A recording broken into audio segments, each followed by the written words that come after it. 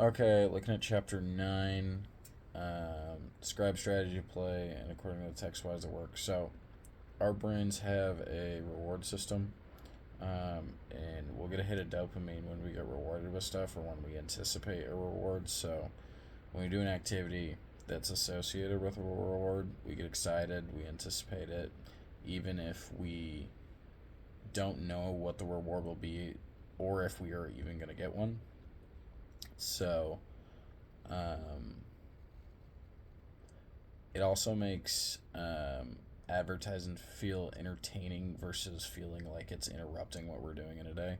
So we're more likely to take in the information because we're interacting with it versus like it stopping what we were originally trying to do. And it also works best when you're able to control the environment and how the person interacts and or plays with your product or the game you've created. So the four main types of play, and kind of some strategies I saw in the real world. First one, object play. So playing with a toy or making something into a toy. A couple things I saw were like games on cereal boxes. Um, Second one was like Campbell's Star Soup, where like they encourage you to like swirl it so that it like looks like a galaxy, or even just like dinosaur shaped chicken nuggets. Um, which like kids love to play with and pretend that they're fighting or whatever. Second one was body play, so experiments with our body and like learning what we can do. So the Under Armour app gives you rewards points for walking or exercising or completing challenges, and then you can use those points to redeem like free merchandise and stuff along that nature. Um, Third one, transformational play. This is where someone loses the sense of their self and they become someone else and they like pretend, imagine a role play. So a good ad I saw for this was the MLB The Show 16 game that came out a while back, and it was the time to get famous ad. So it kind of like puts you into the shoes of a player, like getting ready to like work their way up the ranks, and like stepping in the box to like face a pitcher. So like you have to imagine yourself in that situation.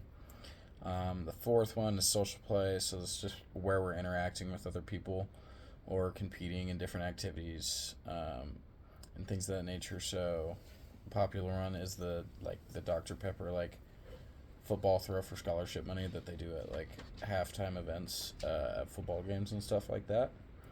Um, so I thought that was just a very basic form of like competition that we see all the time.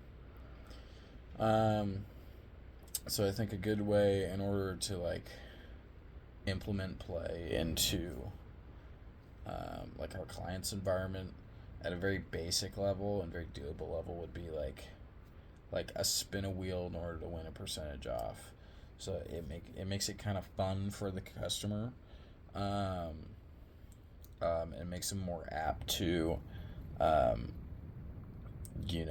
purchase something at the store if they get a percentage off. And like even to take it a step further, like even if they aren't to win anything, like you could still give them like a deal off just for playing, and then it gives them this feeling that they're missing out on some sort of value if they don't um, use the coupon or percentage off that you gave them for playing, and it makes them more apt to purchase an item at your store.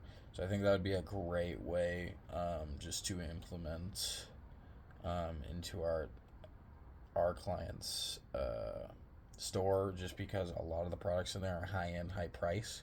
So you can kind of afford to get away with this discount method, and I think it would be really applicable at that space.